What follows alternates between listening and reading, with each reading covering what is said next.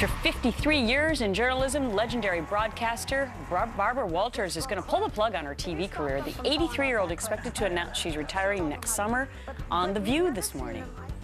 Walters will remain executive producer of that show, which she created back in 1997, and we wish her all the best in retirement. However, I have a feeling that she won't just be sitting still. She'll still be working. Donald Trump's with us right now. Donald Trump also never sits still. Are you against Barbara Walters retiring? No, I like Barbara Walters. She's a friend of mine, and I was one of her 10 people last season, so that's a pretty big honor. That's great. And she's great, and I think she probably won't be retiring. She'll probably change her mind just as it gets to that time. Let's see what happens. She'll still be the boss over. Hey, has the IRS ever targeted you, Donald Trump? Wow, I don't know. I've been reading about this. This is a big, big story that is probably going to get a lot bigger. This is a very terrible thing. So for people who maybe were away for the weekend and not following everything, what's happening is that it's being revealed that the IRS was targeting conservative groups. And some of the key words that they were looking for, Donald, I think this is what's so chilling about it. You know, they were words like First Amendment, Second Amendment, Patriot. Tea Party, Patriot, people who wanted to, in some cases, make the country a better place. Right. What's so wrong with that, and how scary is this to you? It's just not supposed to happen. They have laws against it. If this were somebody else, this would be the bigger story. And maybe it will, in fact, be the bigger story. I've been watching it for the last 4 days, getting bigger and bigger, and even some of our liberal friends are sort of saying this is really bad. Sure. I mean, between this and Benghazi, had this come out like this before the election, you could have had a different result. Absolutely. You talk about the liberal guys. It's on the front page above the fold in the New York Times, so that goes to show you how big it is today. Donald, you know, the people from the IRS who have spoken, and one of them already apologized on Friday, said, you know, these were just low-level people in one office, although there's already evidence that it's from IRS offices all across the country. Do you really think it was just some low-level guys who said, hey, let's really screw these conservatives by doing this? Yeah, because it doesn't happen that way. That's not life. That's not the way it happens. And this potentially could be a bombshell. I mean, we're going to have to see how this plays out over the next few days, but this potentially could be a major rocket. This could be a bombshell. Because if it goes up the ladder is what you're saying.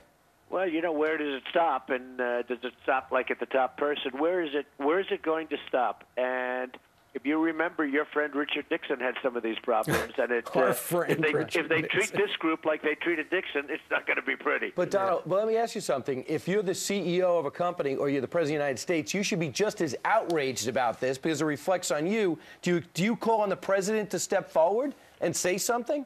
Well, you know, they did do that, and so far he hasn't responded. And I guess he wants to get his ducks in order, but he hasn't responded. And it's going to be very interesting. I mean, next week at this time when we speak, I think a lot of things are going to come out. But there's no way this is low level. This is high level. Well, Donald, we were talking earlier in our 6 o'clock hour about how this is, I don't know if it's typical, but it's not surprising that in corporations or government, oftentimes the underlings take the hit for what the person at the top actually did. So I find it interesting that not only with the IRS story, but also with the Benghazi story, it seems to be a central theme here.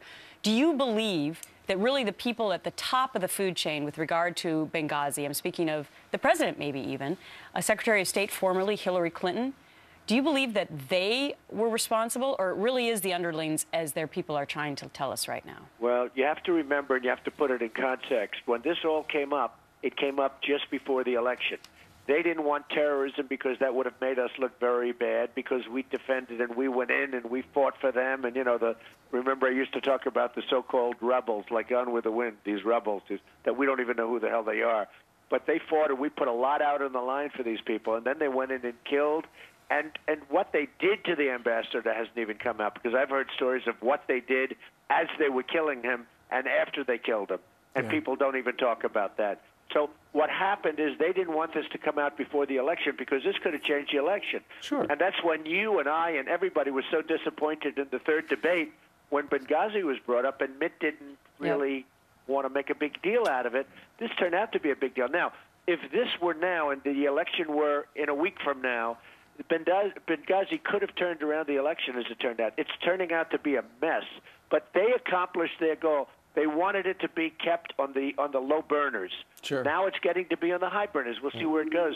But I will say this on Benghazi: Nobody, it really didn't resonate very much, and now all of a sudden it's resonating bigly. Had that taken place before the election, you could have seen a different result. Well, Sarah Feinstein here goes out of his way to say, yeah, that election's passed, and this is Rogers as well, on Meet the Press. Yeah, that election's passed, but the target might be Hillary. Listen.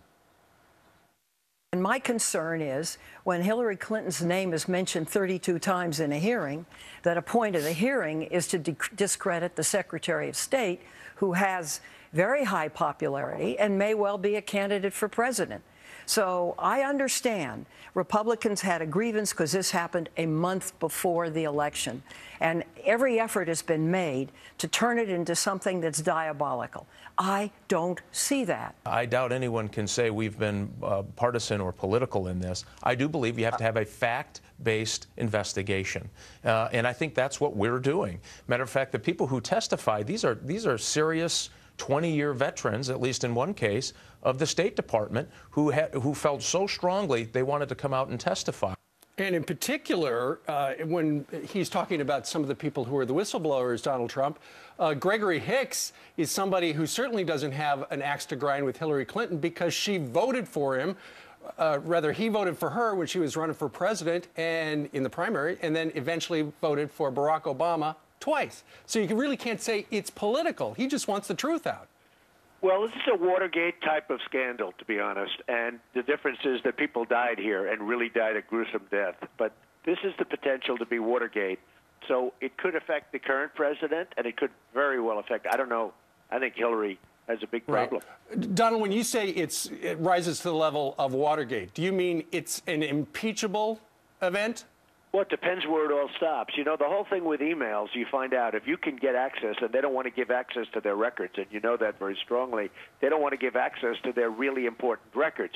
If they get access to those records, I think you're going to see some things that are going to shock you. And yeah, and I'm saying it, and I've heard other people say it, this is potentially Watergate with death involved. You know, Watergate didn't have the death. Right. This has the element of death. We lost great people here. Just due to incompetence, due to stupidity, or due to something, I don't know, in a certain way worse. Just to clarify, some of those emails members of Congress have actually seen, but they haven't been released to them, and who knows if there's other emails as well. Got to bring you to the next part of the story, though, which is General David Petraeus. Of course, he was in charge of the CIA during this time. And one of the things we've talked about on the show, Donald, is that there were a lot of high-level people, including Petraeus and former Secretary of Defense Leon Panetta and others, who seemed to go along with the whole Benghazi story. And we were scratching our heads at the time, wondering, well, why would they potentially do that? What do you make of that? And do you think General David Petraeus, now that he's no longer with the CIA and had that scandal himself, could come forward and end up being the good guy in all of this and telling what he knows?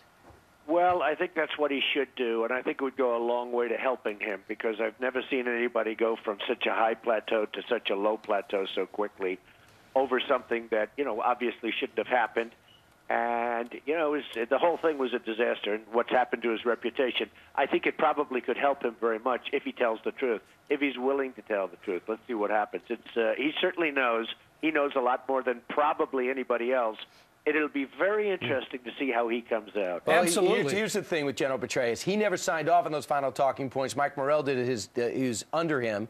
And number two is he was the one who got word about the intercepts. The guys who actually killed our 4 guys were talking to other guys. We heard it. That's why it's so inconceivable that the Secretary of State would tell the family of those who lost their lives that we're going to crack down on that producer with this video. And that's why it's so unthinkable the president would go on Letterman and The View and say, you know, we're looking into this, we really don't know, when you had your CIA say we heard them bragging about the killing. So this is just a charade.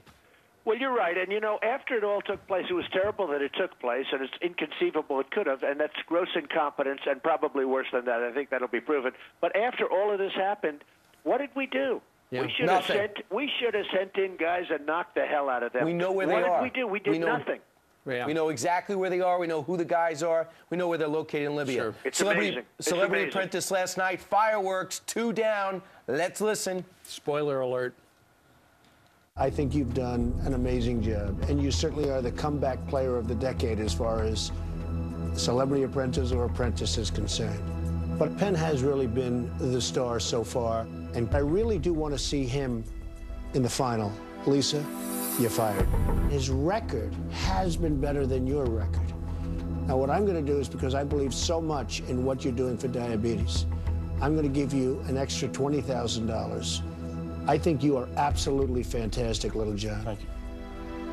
But you're fired. I love you, but you're fired. So you got rid of Lisa and Little John. This sets up the title against Trace versus Penn. This is going to be fantastic. Well, it'll be next week. It'll be live, and they are two good guys. And Little John, I'll tell you what, that was a tough one because he was good. He was really good. All right. Well, so will there be another season, Donald? Yes, there will. They've announced that. In fact, we're doing it right now. They've already sent me a check. Usually, a check means good things. But you're the only hit that NBC's got. They need like 12 more shows like you. They need some hits. Well, they have their upfronts today, so we'll see how they come out. I hope they come out well. All right. Donald Trump joins us every Monday. Sir, thank you very much. See you back here next week. Bye.